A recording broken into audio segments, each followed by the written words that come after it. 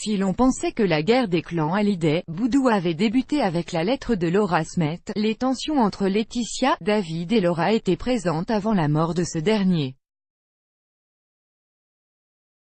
Et les coups bas déjà de mise.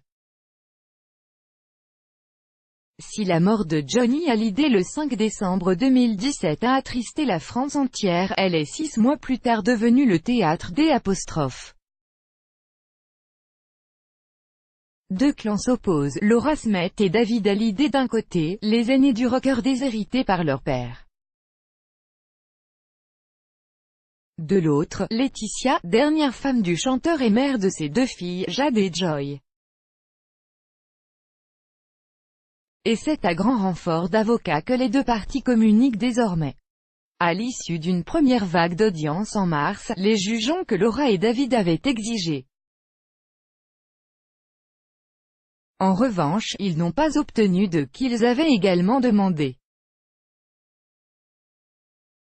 Et la séance du 24 mai dernier n'a rien arrangé puisque la médiation proposée par les enfants à leur belle-mère a été, si une trêve semblait pointer le bout de son nez après cette décision qui a priori ravissait tout le monde, ce n'était qu'un leurre.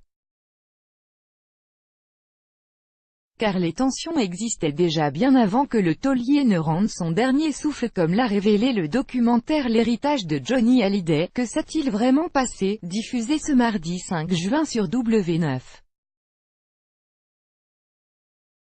Alors que Johnny vivait, un grand nombre de proches lui ont rendu visite.